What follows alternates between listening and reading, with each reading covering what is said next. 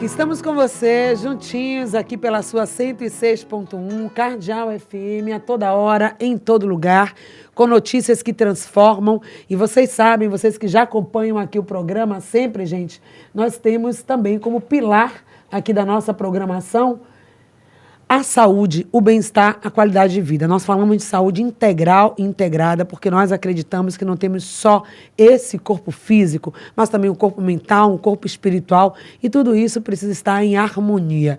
E nós sabemos que nesse período de festas, né, e aqui no Nordeste, o São João fala sério, né? A gente pensa pouco em saúde, vou falar a verdade.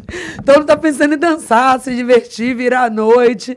Só que depois, aí vem... Se você não fez isso com assertividade, vem também as consequências. Então, está na hora de colocar tudo no lugar, retomar a rotina de autocuidado. Você que chutou o pau da barraca e disse, não é hora de dieta agora não, é hora de curtir o São João, afinal de contas, estamos no Nordeste. Mas sempre é hora, se você ainda nem começou a pensar na sua saúde, estamos só começando a segunda etapa do ano e é um bom momento para você começar a se cuidar, a pensar a sua saúde de forma assertiva. Então, para você que está no canal do YouTube, seja bem-vindo, bem-vinda. Quem está acompanhando ao vivo no canal do YouTube, a partir de agora, quem está também seguindo a gente no @EmSintoniaFM, aqui no Instagram, apresento para vocês a nossa convidada pela primeira vez aqui no Em Sintonia. Nós vamos conversar com a Lua Morena Leone. Ela é médica de família e comunidade, com quase 20 anos de luta pela qualidade do SUS. Tem essa luta aí, todos nós, né, gente? SUS, sempre. E também do cuidado com a saúde. Ela é mestra em saúde coletiva, especialista em gente e em saúde mental, idealizadora e diretora da Láfia Saúde Integral. E vai contar tudo para a gente, essa trajetória, como ela se entendeu enquanto profissional da saúde, como foi a inspiração para criar também esse espaço, que é um espaço incrível de cuidado da pessoa humana. Lua Morena, bem-vinda. Obrigada. Obrigada, Patrícia, Marquinhos, que está aqui com a gente também, né, organizando tudo. Né. Bom dia, gente. Estou muito feliz de estar aqui, de ter recebido esse convite, né, e de ter essa oportunidade de bater esse papo contigo. Né. Acho que vai ser uma conversa muito prazerosa. É ótimo começar a sexta nesse clima, né? Que maravilha, viu? Pois é, nesse clima de só coisa boa.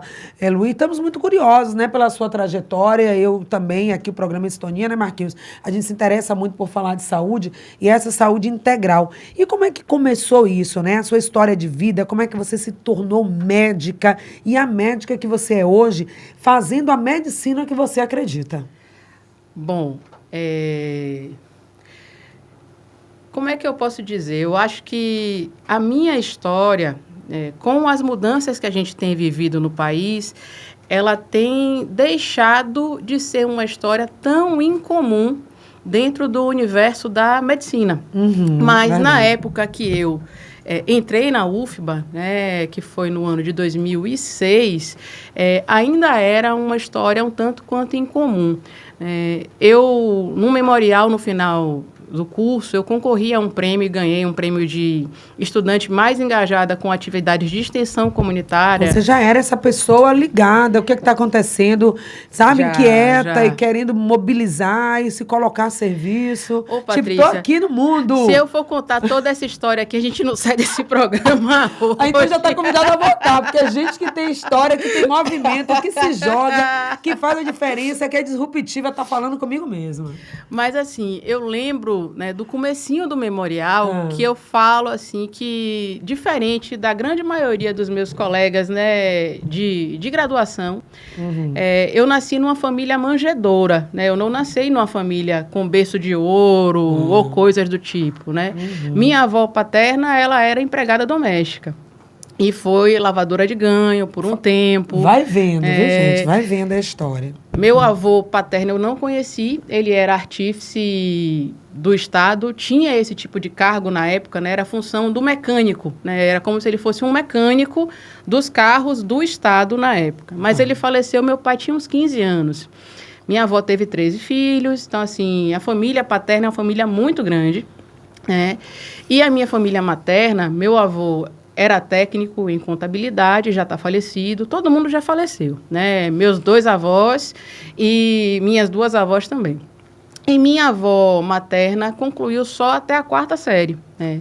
Ela era dona de casa, era a pessoa que cuidava e educava, né, os filhos. E as 2 avós, elas eram os pilares da família. Então, se eu for pensar assim, exemplo de cuidado, de dedicação ao outro, as 2 avós, elas eram a principal referência, né? Depois veio... Teve a quem puxar, como a gente fala, né? Isso. Minha avó paterna, ela era evangélica, minha avó materna, ela era espírita, kardecista, e as 2 eram engajadas, né, com processos religiosos, né, de envolvimento com atividades voluntárias dentro das 2 religiões, né? Minha mãe, das minhas tias maternas, né, foi a única que fez faculdade. E minha mãe formou em medicina. Durante um tempo razoável da vida, assim como meu avô, que dos irmãos era o que tinha uma profissão, que era contador, minha mãe era a pessoa que agregava a família e servia de apoio, de arrimo de família mesmo. E eu cresci na Vila Laura, né? Eu não sei se tem alguém ouvindo lá do prédio, né? Eu ainda mantenho relações... Espero que sim, meus vizinhos, que eu também sou de lá, pronto. Já ficou tudo em casa, já é vizinha, pronto. Ontem eu até tive por lá, né, na casa de minha mãe, fui deixar ela, porque minha mãe está junto comigo no projeto da Aláfia. Tá. E aí revi vizinhos, né, de infância, que na verdade, na época que eu cresci, era tudo meio comunidade mesmo. Então, assim, a gente batia a chave do apartamento, né, com a chave dentro, a vizinha botava a gente para dentro de casa, dava banho, dava comida, minha mãe chegava aqui, seus filhos, ó, tudo cuidadinho. Então, tem essa relação de todo mundo ter participado da criação da gente. E eu via minha mãe em casa tratando os vizinhos, né, aplicando injeção, fazendo atendimento à noite. Eu participava, né, dos atendimentos de minha mãe nos hospitais. Naquela época, gente, não tinha a legislação dizendo que não pode, porque isso não pode não, viu? Hoje em dia não é bem assim. Mas eu ia para as clínicas também da comunidade. Eu ia para as clínicas. Então, de uma certa forma, fez parte do meu universo, a medicina desde cedinho, mas uma medicina voltada para o cuidado da população. Minha mãe participou da implantação do que hoje são os postos de saúde da família no subúrbio, na época que o Estado fez essa expansão. Depois a gente se mudou para o interior, então eu vi a implantação do PSF em Carinhanha e em Ibotirama, que foram as 2 cidades que a família morou. Minha mãe trabalhou com população indígena, eu também vivi um pouco essa realidade. Então, eu fui bebendo um pouquinho dessa fonte, e quando eu entrei na universidade, eu já entrei dentro de uma perspectiva de uma família que tinha vindo de baixo, né? Não era uma família que tinha vindo de cima. Meus pais, eles sempre tiveram uma cabeça muito progressista, meus avós também. Então, eu já entrei na universidade com a cabeça mais aberta para várias coisas. E participei muito, muito mesmo, das atividades estudantis de movimentação, de luta por direito, de luta pelo SUS. Então, quando eu falo... na atividade, um ativista, né? Já ali com a mão na massa e vendo a necessidade e se colocando. Quando eu falo de 20 anos de trajetória de luta pelo SUS, eu falo muito disso. Sim. Porque desde a época de estudante, eu já estava envolvida com estágio de vivência para sensibilização de estudantes de medicina e de outras profissões de saúde, para que o SUS tivesse a qualidade que a gente sonha que ele tenha. Quando eu escolhi, depois de formar, fazer especialização em medicina de família, que eu sempre brinco assim, tem gente que se ofende quando fala que é o médico do posto. Eu não me ofendo, não. Eu acho bom, porque assim as pessoas entendem mesmo assim, o que é que a gente é. Que muitas vezes eu já ouvi das pessoas que eu atendo: doutora, a senhora vai sair daqui quando? Porque a senhora é tão boa, a senhora devia abrir um consultório particular e etc e tal. Mas eu olho, veja só, eu fiz uma especialidade médica para ser uma boa médica de posto, porque eu gosto de estar aqui atendendo você. Para mim, isso aqui faz a diferença, é a importância. E, para mim, a medicina de família e comunidade é isso.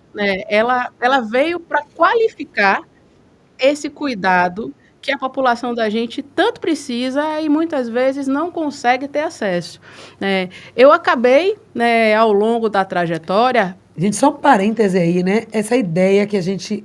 As nossas crenças, né? As nossas falas, como que a gente sucateou tanto o SUS, maltratou tanto o SUS, que a pessoa fala, né? Você é tão boa, não deveria estar aqui.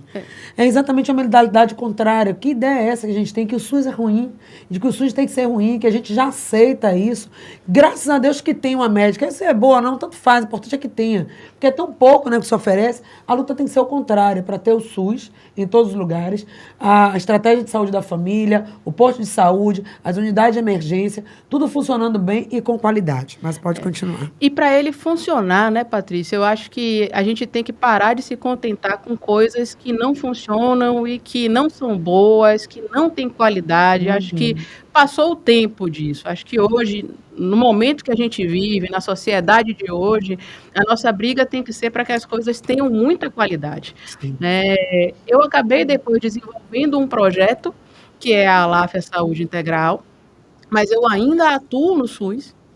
Eu sou hoje plantonista de uma emergência psiquiátrica, que é a única emergência psiquiátrica, só psiquiátrica de Salvador, que é o PA psiquiátrico do Quinto Centro. Eu estou lá 4 dias na semana, né? Então, meu pezinho no SUS e pelo SUS, ele continua, mas eu comecei a pensar que a gente podia também ter um espaço em Salvador, que fosse um espaço com a cara de Salvador, né? Eu tenho muita cisma também com isso, assim, eu sou uma pessoa muito bairrista, inclusive, assim, para mim o nosso sotaque é o mais bonito, o nosso povo é o mais bonito, a cidade que eu mais gosto é a Sentimento minha. de pertencimento, né, gente? Autoestima que a gente precisa ter. Ninguém tem que ser o pior, a gente é o melhor mesmo, pronto, acabou. Eu penso assim. E ainda mais essa semana que estamos aí vivendo, aí, o 2 de julho, todas Sim. lembrando da nossa independência, e só reforça quem a gente é, independência do Brasil na Bahia. Exatamente. Eu estou mais feliz ainda que meu time ganhou ontem. Pronto. Que deu 2-0 no Juventude, na Fonte Nova. Felicidade geral. Tá Saudações vendo? tricolores para quem está ouvindo aí. Oba, fiz aí, pois é, tá vendo aí, ó. Saudações tricolores da nossa convidada. Mas é isso mesmo, a gente tem mais a que celebrar. Bahia, todas as suas caras, todas as suas vertentes, todas as suas matizes, todas as suas cores, todos os seus saberes. Aí você vem com a ancestralidade, consagrando tudo isso. Deixa eu lhe perguntar uma coisa. Essa é a minha sensação quando eu tiro a capinha de médica e viro a pessoa que a gente costuma chamar de paciente, né? A sensação que eu tenho, eu não sei se você tem igual, é que quando eu vou nas outras clínicas, que não são a clínica lá da gente, a Aláfia, parece que eu entro e saio e eu estou na mesma clínica, porque todas são muito parecidas. Aquela coisa de mármore ou de granito, com umas coisas que são meio assim, tem um Big Ben, às vezes tem uma Torre Eiffel, umas estatuazinhas assim, meio renascentistas. Aí eu fico pensando assim, rapaz, se eu tivesse em São Paulo, no Rio, no Espírito Santo, no Rio Grande do Sul, será que seria exatamente a mesma coisa? Quando chega no Natal, tem aquela árvore com o algodãozinho, lembrando aí a neve, como se a gente tivesse Sim. tudo igual. E aí, assim, não é a minha cara, nunca foi, sabe? Quando eu pensei, junto com minha mãe na Aláfia, eu queria que a gente tivesse um espaço que tivesse a cara da gente e da nossa gente. Então, eu queria que a gente realmente fosse uma clínica que as pessoas dissessem, essa clínica aí é baiana mesmo, sabe? É daqui de Salvador, as pessoas que trabalham lá têm sotaque, têm identidade, têm pertencimento, tem uma relação com a cidade, com a história do lugar, e que se sentissem em casa, sabe? O que é se sentir em casa na Bahia, em termos de acolhimento? Quando a gente pensa assim, bom, é a cara da Bahia, como é que a Bahia acolhe, como é que a Bahia cuida, como é que a Bahia trata ou deveria tratar a saúde? Que elementos fazem desse, não só da Láfia, mas do que seria um cuidado tendo a nossa cara, com a nossa ancestralidade, com o que a gente tem, né? Que possa utilizar daquilo que a gente tem na nossa alimentação, das nossas ervas, né, daquilo que nossos ancestrais trazem também. Uma coisa muito característica da gente, enquanto novo, e isso de tudo que eu já rodei, porque nessa história de movimento estudantil eu rodei um bocado de lugar, viu? Brasília eu já fui não sei quantas vezes, Recife também não sei quantas vezes, já fui no Pará, já fui em Curitiba, já fui no Rio Grande do Sul, São Paulo já perdi as contas, Rio também, Belo Horizonte. Eu nunca vi um lugar como o nosso, onde todo mundo vira parte da família, sabe? A gente, né, costuma chamar as pessoas de irmão, pai, mãe, tio, tia. Chega em casa para falar com alguém, já tomou um cafezinho, já almoçou, quer alguma coisa? Vai logo acolhendo, né? Então, assim, essa intimidade, essa proximidade, ela é muito característica daqui. A gente aqui não só olha no rosto das pessoas na rua, como a gente se mete na conversa sem nem se apresentar, sem nem dizer o nome, dá opinião, dá aconselhamento, né? A gente desabafa com a pessoa do ponto de ônibus, a pessoa não sabe o nome onde mora, mas sabe que você está com sofrimento e serve de ouvido e de ombro amigo naquele momento. Gente, é assim mesmo, é assim. É assim. A gente faz festa no ponto de ônibus, gente. A gente faz festa no ponto de ônibus. Isso não existe, só aqui. Então, eu queria um lugar realmente onde as pessoas elas sentissem que elas podem ser gente, sabe? Sem frescura. Bacana. E que os profissionais que estão ali, eles estão também sendo gente, aquele contato o mais humanizado possível. E dentro da lógica da própria medicina de família, que a gente realmente estivesse olhando para quem é a pessoa, o momento de vida, quais são as questões envolvidas com o contexto, porque às vezes tem problemas que estão acontecendo na vida da gente que ou fazem questões emocionais aparecerem ou pioram essas questões emocionais, né? Que a gente conseguisse entender as relações familiares, as relações emocionais, as relações de trabalho, que também muitas vezes provocam adoecimento. Vou trazer um paralelo com o que a gente vê muito lá na emergência psiquiátrica, que são pessoas adoecidas que vêm de determinados segmentos, por exemplo, telemarketing, sabe? É muita gente com ansiedade, depressão, burnout, por conta de como o trabalho funciona.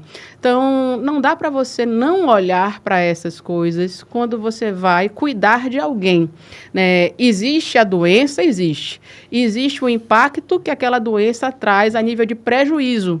Mas existe quem é a pessoa que está vivendo tudo aquilo. E isso é o mais importante, porque é essa pessoa que sofre, é ela que sente, e é ela que está buscando ajuda e que vai se mobilizar para fazer com que o tratamento dê certo. Porque tratar, né, remediar, não é só dar remédio, né? Não é só dar medicação. Então, A gente fala muito de saúde, mas na verdade a gente foca na doença, né? Exatamente. E não na promoção da saúde, da qualidade de vida, que deveria ser. O posto de saúde, as unidades que são importantes, ter essa rede de assistência, porque tem hora que vai realmente precisar, deveria ser aquele local ali de acompanhamento e não de tratar o sintoma, né? E assim, você trouxe um ponto que eu acho que é muito, muito interessante, que é essa lógica da ancestralidade. Porque, veja, tem dores, né, que são dores ancestrais. Se eu for parar para pensar na minha história de vida, vou dar a minha história como exemplo, né? Eu sou filha de uma família interracial, né? Minha mãe é uma mulher branca, meu pai é um homem negro. Minha avó, como eu falei, ela era empregada doméstica, ela foi lavadora de ganho. Meu avô, torneiro mecânico, né, mecânico do Estado, artífice. Então, se a gente for parar no lugar que estava mais ou menos predestinado para eu ocupar enquanto profissional na nossa sociedade, não era ser médica, né, não era ser concursada e servidora do SUS. O script já estava ali definidinho. O script era outro, sabe? E tem dores que são dores ancestrais. Vou dar um exemplo mais objetivo ainda, que não envolve necessariamente a minha história. Vamos pensar em situações de abuso e violência sexual, tá? É muito comum, quando a gente pega pessoas que têm uma história familiar de abuso e violência sexual, que a história familiar seja de fato familiar. A pessoa viveu violência, a mãe viveu violência, a avó viveu violência, né? E isso vem vindo atravessando gerações. Assim como o racismo atravessa gerações e limita a possibilidade de desenvolvimento das pessoas e famílias, né? E essas questões, elas aparecem no consultório de diferentes formas. Não dá para você não enxergar isso, o que sabe? você viveu está vivo ali em você. A autoestima, que a gente estava brincando aqui, né, da minha autoestima baiana, que está lá em cima. E realmente é assim mesmo, assim, eu tenho amigas e amigos pernambucanos e a rivalidade eu sempre alimento, porque eles acham que eles são os melhores do Nordeste e eu digo não, sempre, desde a época de estudante.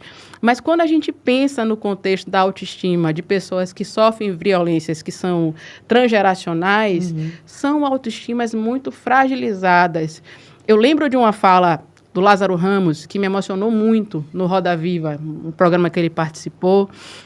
Se ele puder voltar no tempo e dizer para o Lázaro que saiu aqui da Bahia, da ilha, né, o que é que ele diria? Ele diria que era para aquele Lázaro lá atrás se permitir sonhar, porque para a gente que vem de baixo, com essa trajetória já com scripts pré-determinados, esse sonho, essa possibilidade do sonho, de sonhar chegar mais longe, de vencer distância, de ocupar determinados lugares, isso não chega, né? E a gente, enquanto profissional de saúde, enquanto profissional da saúde mental, a gente precisa trabalhar isso para que essas crenças que limitam, elas sejam abolidas, elas sejam, assim, desconstruídas. Exatamente. Isso mesmo, nós estamos de volta agora ao vivo também pelo canal do YouTube. Para quem está participando ao vivo, deixa uma pergunta aí no chat. Nosso WhatsApp também está aberto, é o 99657-3998 para você participar. A Lua Morena Leone, que é médica da família e comunidade, está aqui falando, dentre outras coisas, sobre como cuidar da saúde depois de um período de festa. Falar um pouquinho sobre isso, que foi o tema, assim, foco. A chamada, né? A chamada, né? Então, cuidar sempre, né? Independente, mas no período de festas mais ainda. Agora, eu tenho uma opinião pessoal, mas isso já dura anos. Eu acho que eu vou carregar isso para o resto da vida, né? Não sei se Marquinhos, se Patrícia concordam, se você que está aí ouvindo a gente concorda também. Mas, na Bahia, Patrícia, a gente só tem 2 estações. 2. O verão e o São João, certo? A cidade de Salvador, ela se organiza basicamente em função dessas 2 estações. Uma dura 9 meses, que é o verão, que começou no 2 de julho, com o processo de celebração da independência do Brasil, que realmente aconteceu no dia 2, quando a gente expulsou os portugueses, com muita batalha, com muita guerra, né, foi quando se consolidou, e dura até o Carnaval. Depois do Carnaval, a gente entra num período prolongado de ressaca, que é a Quaresma, vem a Semana Santa, então daqui até lá as pessoas só pensam realmente em comer azeite, onde elas vão fazer o processo de celebração com caruru, vatapá, né, muqueca e afins. Depois elas começam a pensar no São João, onde elas vão passar o São João. Depois o processo de novo, né? Verão. Então, se a gente para pensar assim, a preocupação com a saúde, né, como uma coisa mais ampla, uma questão que vai do físico ao mental, passa pelo processo emocional, pelo processo espiritual, ela precisa ser constante, porque a vida, né, tirando essa brincadeira, que para mim é muito séria, mas é uma brincadeira das 2 estações, ela vai trazendo outras questões que vão se impondo para a gente o ano inteiro. Às vezes a gente tem questões de família, às vezes a gente tem questões relacionadas ao trabalho, às vezes a violência urbana, tem questões relacionadas à violência, mas a gente precisa se colocar com prioridade para a gente mesmo, sabe? E isso não é uma coisa que necessariamente vai ensejar custos, mas vai ensejar um investimento no seu principal ativo, digamos assim, que é o seu tempo. Sabe? Que você pegue o seu tempo, que ele é finito. A gente pode acumular várias coisas na vida: conhecimento, sabedoria, dinheiro, experiências boas, experiências ruins, mas a única coisa que a gente não consegue acumular, fazer voltar, fazer render, né, é o tempo. Ele vai passar. E que ele passe da melhor forma possível, e principalmente a gente que está vivendo um momento no mundo aonde, com os avanços da saúde pública, né, das terapêuticas mais direcionadas para determinadas doenças, que a gente vai durar mais, que a gente consiga durar mais com o máximo de qualidade de vida possível. Não é só sobre longevidade, viver mais, é sobre viver mais com qualidade de vida. Isso. E Então, aí entra tudo. Entra, obviamente, você cuidar do seu corpo, sabe? Entra de verdade, não é só uma questão de gordura, magreza, é uma questão de prevenir várias limitações que você pode vir a ter por não cuidar bem da sua musculatura, das suas articulações, da sua postura. E isso é importante. Entra você cuidar bem do seu emocional, entra você cuidar bem das suas relações. É importante a gente pensar, é uma coisa que eu aprendi em família e que eu aprendi também nos processos religiosos que eu já vivenciei e vivencio. A gente vive em comunidade, né? Ninguém nasce sozinho. Você precisou de uma mãe, você precisou de alguém que fizesse seu parto, de alguém que lhe enxugasse, que cortasse o cordão, que lhe amamentasse. A gente não se desenvolve sozinho, você precisou de gente para fazer você aprender várias coisas. E também ninguém morre sozinho. Até para morrer, você precisa de outros seres humanos, porque alguém vai precisar te limpar, te botar no caixão, te enterrar. Você não consegue fazer isso só.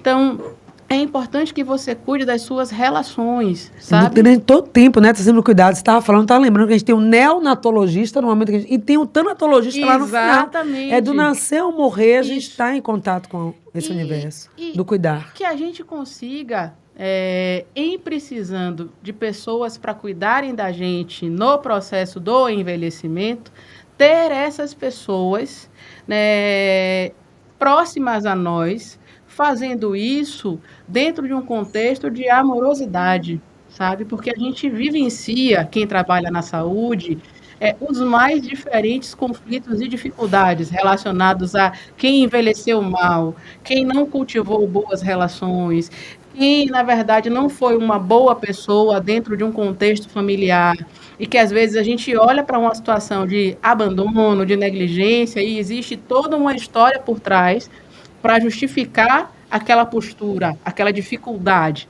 né? Então, que a gente saiba também perdoar, sabe?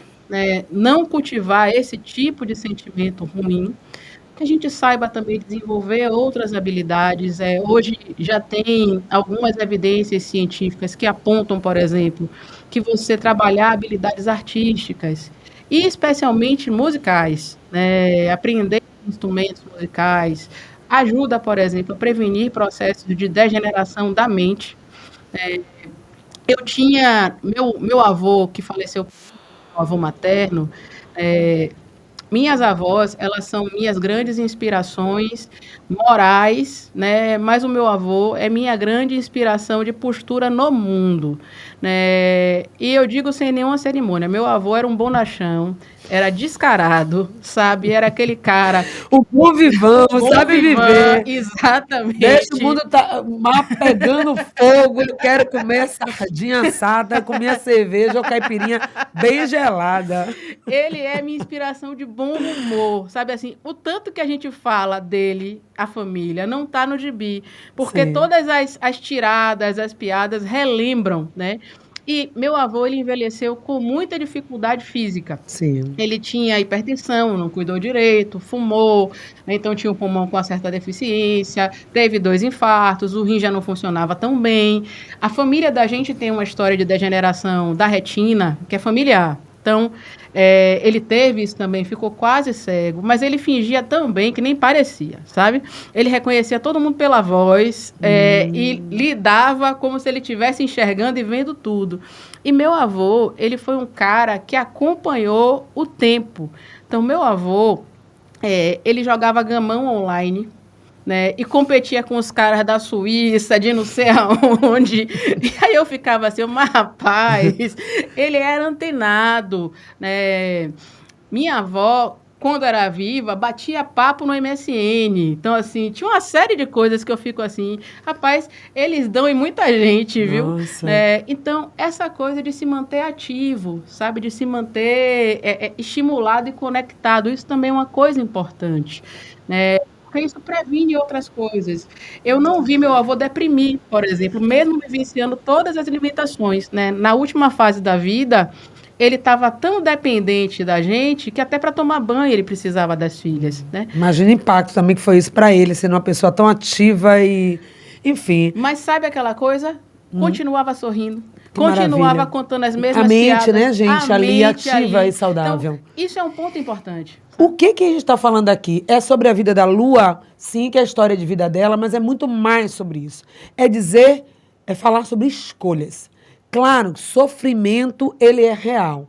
História de vida a gente não muda. Ela nasceu numa história assim, você também que nasceu numa família com dificuldade de recursos, com todo um problema, não tinha acesso à saúde, à educação. Isso a gente não escolheu, esse passado, mas a gente pode escolher agora no presente e pode construir o nosso futuro. Então, sofrimento a gente não muda, a gente não escolheu, mas o que que a gente vai fazer dele é uma opção escolher. Então, não é seu avô, ele adoeceu, mas ele poderia escolher ficar lá se lamentando, se requeixando da retina, mas ele se reinventou. Essa reinvenção a todo tempo que a gente traz muito aqui, por isso a gente tem essa parceria com a Rede Inventividade. E já aproveito aqui para lembrar que no dia 27 vamos estar lá na roda de conversa no Instituto Feminino, falando sobre A Vida Não Para, exatamente para falar sobre isso. Já está convidada aqui Lu e outras pessoas. É isso. Então, essa escolha, né? A gente começou falando de saúde no pós-festas, mas não é só no pós-festa, nem na festa. Essa consciência de que eu sou responsável pela minha saúde o tempo todo. Ok que tem o posto e que eu possa correr se der alguma coisa. Não era melhor, mas se eu tivesse prevenido, não tomado todas, não comido todas, e tivesse segurado um pouquinho ali para passar pelo São João com saúde, passar pelo Carnaval, pelo Natal, passar pela vida. Porque não tem essa de que tem que ser velho, é idoso, tem que ser idoso, doente. Parece que é tudo junto. Idoso, doença, não necessariamente. Não Você que é médica da família pode falar melhor do que eu sobre isso. Não, e assim, a gente tem que entender que a pessoa idosa, ela é uma pessoa antes de tudo. Então, ela tem desejos, ela tem vontades, ela tem a vida, ela vai ter as manias. Se eu já tenho várias hoje, imagine quando eu tiver velha. Não, aí eu vou ser insuportável, eu vou exigir e exercer o meu direito de tô véia, vou ser insuportável, me deixe com minhas manias, sabe?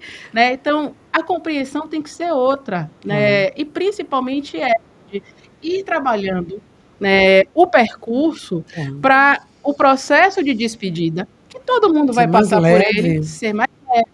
Então, efetivamente, né, são coisas simples que a gente não coloca em prática, né? Mas você realmente exercitar o seu corpo, você fazer uma caminhada, fazer uma corrida, fazer um alongamento, né? Fazer exercícios de fortalecimento, que podem ser com carga, ou seja, musculação, sem carga, com a carga do próprio corpo, que aí você pode fazer na sua casa, você pode fazer no parque, na academia da cidade, que agora tem algumas pela cidade, você pode fazer pilates, você pode dançar, também é um exercício ótimo, pular corda, né? Então, são N possibilidades e não são coisas que vão tomar muito do seu tempo. Na verdade, você vai investir 30, 40 minutos do seu dia na sua saúde.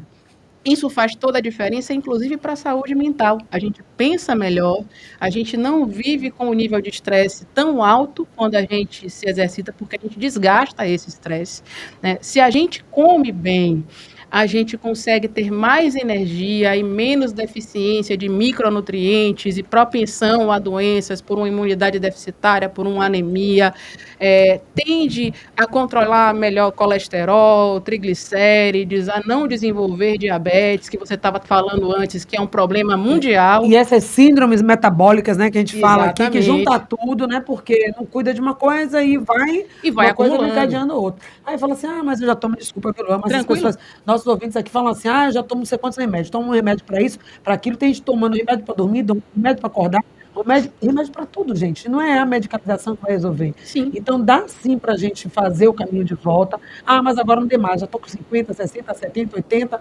É assim, não, não. Você pode tomar a decisão agora. E tem lugares, tem profissionais que podem te ajudar a tomar a decisão de eu quero viver melhor. O que, que eu faço? Então, começa agora com um pequeno passo, pequenas coisas, indo introduzindo, porque também não tem mágica. Levou uma vida toda assim, e depois amanhã vai ficar tudo bem. É. É E é uma processo, né? coisa que você tocou aí que eu acho que é um ponto muito importante. Eu sempre trabalho isso com as pessoas que eu acompanho.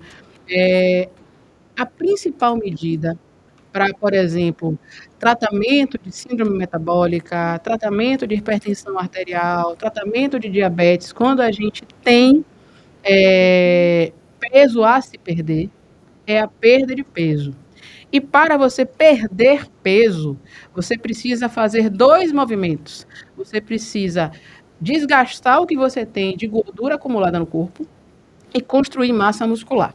Então, fazendo isso, né, você que já toma medicações pode até conseguir não tomar mais medicações e controlar basicamente hipertensão, diabetes, né, a própria obesidade, com perda de peso e fortalecimento muscular. Para a saúde mental, vale a mesma coisa. Sabe por quê? Porque nenhum tratamento medicamentoso, nenhum, com raras exceções, né? Assim, a gente diz na medicina, nem nunca, nem sempre. Nenhum tratamento medicamentoso, com algumas exceções, é feito para durar para sempre.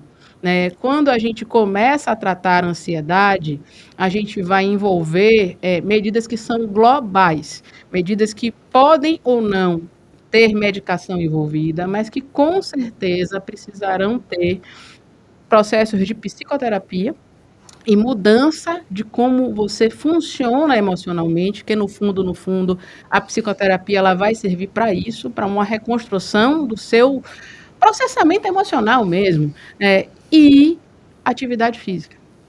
E atividade física, alimentação, por quê? Porque isso faz com que você desgaste o nível de estresse que você tem. E se a medicação entrar na história, ela precisa entrar na história com uma data para entrar e uma data para sair. Né? Ela vai sair, e se as mudanças acontecerem, ou seja, se você aprender a lidar com as suas emoções de um jeito diferente, se você conseguir mudar a forma como você vive e lida com as situações do dia a dia, né, você vai poder ficar sem usar a medicação e ficar bem.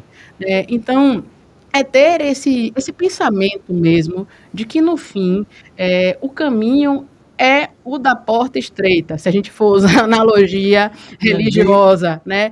Não procure a porta larga, não, rapaz. Não vá atrás do bloco sem corda no carnaval, não. Tente seguir pelo caminho que ele vai ser mais longo, ele é mais lento, mas ele é duradouro. E ele vai promover uma condição de benefícios muito maiores do que só e somente tomar uma medicação. E veja só, gente, quem está dizendo tudo isso não sou eu. E ela, assim, eu poderia só assinar embaixo esse protocolo que você falou, porque de fato a gente já vem falando sobre isso aqui muito no programa e é o que de fato a gente acredita e prega numa comunicação consciente, numa saúde consciente, onde você faz também os seus 50%, é também corresponsável pela sua saúde, é o primeiro a cuidar da sua saúde, né? A cuidar desse corpo físico que é onde nós habitamos, na verdade, né? Como seres espirituais que somos, nós já sabemos disso também aqui no programa, mas esse corpo precisa ser cuidado, porque ele vai degradar, né? É o tempo, né? Nascer, crescer, reproduzir, morrer, não tem jeito. Mas como que eu vou passar por essa vida? E aí, claro que a gente sabe que cada pessoa tem sua história, tem as suas dificuldades. A gente sabe, a gente falou aqui que o SUS, claro, eu também falou do SUS, mas a gente sabe das dificuldades que temos, inclusive na área da atenção básica, que não tem a cobertura total na cidade, a gente sabe de várias coisas. A gente sabe também que quando a gente quer priorizar, a gente faz isso, encontra caminhos para que isso aconteça. Então, o convite, acho que foi aqui essa chamada, essa porta estreita que a gente brincou, não é às vezes o caminho mais fácil, porque às vezes o caminho fácil é chegar na farmácia, comprei um remédio, estou sentindo isso, tomei. Mas qual é a causa? Porque como é que estão minhas relações quando ela fala isso? Por que eu tenho sempre que acordar brigando, reclamando, sou pavio curto mesmo, eu falo o que quer, que me dá na telha? É esse convite a essa mudança. Porque se a gente não fizer esse caminho de mudança agora por consciência, por desejo, por dizer, olha, vou parar aqui e pensar, como é que está a minha vida agora? A gente podia fazer até esse desafio, não é não, Lua? Podia, podia. Para, depois dessa entrevista, hoje é final de semana, para como é que está a minha vida? Bota assim a roda da sua vida, saúde, dinheiro, finanças, relacionamento, dá uma nota para cada estado desse e olha, como é que está a minha saúde hoje? Está ok como eu quero? Não, não está. Por que que não está? Porque eu estou com isso, aquilo, aquilo. Dá para mudar? Como? Qual é a minha parte? O que que eu posso fazer agora realmente com isso? Porque se a gente não para e toma para a gente as rédeas da nossa responsabilidade, aí vai envelhecendo, a doença vai chegando, aí a culpa vai ser disso, daquilo, daquilo outro. E eu nessa história? Tem só um parênteses, antes de eu falar um pouquinho disso que você está falando, que é super importante. Eu brinquei com essa história de não vá atrás do bloco sem corda no carnaval, mas eu sou pipoqueira, viu? Eu não pago bloco, eu vou para tudo que é bloco sem corda. Ivete, bote o bloco que eu vou. Pablo também, que eu gosto de arrocha. Saulo. Então, não tem essa, não. A questão é E dizer que às vezes realmente. no dia a dia a gente cai um pouquinho, foge da linha, Sim, a sim. gente vai às vezes brinca mesmo, Isso é teve São João e todo viver. mundo, gente, quem é que não vai comer uma canjica no São João, quem não vai tomar um licor no São João, pelo amor de Deus. Não é que a regra rígida, Isso, é o equilíbrio, é o bom exatamente. senso, não é isso? Isso é viver. Mas vai muito na linha do que você estava falando, Paty, de sofrimento, sabe? Veja só, sofrimento e dor são duas coisas diferentes, né? Muito diferentes. Tem coisas que doem. Uma separação dói. Mesmo quando vai você que decide que não quer mais. Dói. Você viveu uma história, tem um tempo, tinha uma aposta naquilo. É doloroso. Perder um emprego dói. Perder uma promoção dói. Vão ter várias coisas que vão doer. Inclusive, se você der uma topada, né? Vai doer na hora o E a pé. gente pode reagir com raiva, com dor, com rancor, com várias coisas. Bem, somos humanos, gente. Ninguém Mas aqui. qual é a questão? Não transforme a dor em sofrimento. Isso. Porque a dor, ela dói e passa. O sofrimento pode ser até momentâneo, porque naquela hora ali aconteceu, às vezes eu posso reagir, mas permanecer ali é a escolha. Não alimente, Não alimente. sabe? É essa a questão. Isso. A vida, ela é feita de coisas que têm lados positivos e negativos. Beleza. A gente realmente precisa escolher, né, para onde a gente vai olhar e o que é que a gente vai valorizar. Isso. Então, eu não falei tanto do projeto da Aláfia, Mas você vai voltar para falar aqui. porque todo projeto, todo empreendimento, né, ele tem dores e delícias. Mas se eu ficar olhando só para as dores, as dificuldades, eu vou desanimar. Se eu desanimar, quem está comigo desanima. E se todo mundo desanimar, as coisas não fluem. Então, óbvio que vão ter momentos em que vai rolar um baque, eu vou sentir, né, assim, poxa, aconteceu uma coisa que não foi legal. Mas eu não posso absorver e transformar aquilo como a regra do meu dia e deixar aquilo destruir o meu emocional, né? Exatamente. Eu preciso, na verdade, usar aquilo como motivação para superar as dificuldades. E essa é uma característica que eu tenho com personalidade, assim, eu sou uma pessoa que é movida a desafio e se diverte com os desafios, sabe? Isso é meu, mas não é uma coisa que é única, geral. exclusiva. Eu acho que é um tipo de habilidade que a gente tem que Tem que cultivar. desenvolver. Pois é, e é isso, gente. A gente, olha, ficaria aqui à tarde, à noite, almoçaria. Mas Marquinhos já está de olho ali no relógio, eu também. Pela questão do tempo, a gente precisa. Eu tenho que cuidar aqui como cuidadora, zeladora também desse espaço que é esse programa. Preciso também cuidar do tempo para que a gente também possa fluir aqui na programação da Rede Excelsior de Comunicação, do Grupo Excelsior de Comunicação da Eu Rádio nem Cádio comentei FM. isso. Eu ouvi a Mas, Excelsior de menina. nossa, Minha avó, ela escutava o programa da LTV, que eu acho que tocava, sim. era na Excelsior, né? Pelo menos a minha lembrança é essa, né? Eu estava comentando isso com minhas tias. Eu vou falar na rádio que minha avó E ouvia. olha onde você está. É a rádio da família. Então, eu quero agradecer, só trazer também para a nossa fala, para não deixar, né, de valorizar também as participações. Valdelice disse, bom dia, Patrícia, bom dia para a médica, por atender as pessoas com amor. Creio que todos deveriam ser assim. Eu não tenho que reclamar dos médicos do SUS. Não a conheço, mas pela fala é gente boa. Eu nem vou comentar. Bom dia, Obrigada, Val. Patrícia, parabéns pelo programa. Liguei depois, que médica maravilhosa. Deus abençoe abençoe você, a Virgem Maria proteja e o Espírito Amém. Santo continue iluminando. Shalom. Shalom, sim, Shalom. tá? Ela perguntando aqui onde ela atende, então ela já vai se despedir nesse 1 minutinho aí final, porque a Marcinha já está chegando. Como te Agorinha, encontrar? eu estou correndo daqui para o PA Psiquiátrico. Sim. Vocês podem me encontrar lá, dia de terça, sexta, E a sábado e Láfia, domingo. contatos também. E a Láfia, a gente fica na Avenida ACM, né, ali no Centro Empresarial Aurélio Leiro. É um trava-língua. Aurélio Leiro. Exatamente. Tá? O Instagram da gente é @lafia.saúdeintegral. E o telefone rapaz, eu agora esqueci o telefone. Então vamos repetir o Instagram. A Láfia, e vai lá que você vai ver tudo, gente, tá? E ela vai voltar, tá? A gente quer agradecer, parabéns pelo seu trabalho, pela sua história. Honra aí seus ancestrais e você. A gente só tem a agradecer por esse encontro de hoje e com certeza vai ser o primeiro, eu espero, né? Que seja o Da primeiro minha parte, de muitos. eu volto feliz. Obrigada, então, Marquinhos, a todos que fizeram o programa em sintonia. Beijo grande, ótimo Beijo, final de gente. semana.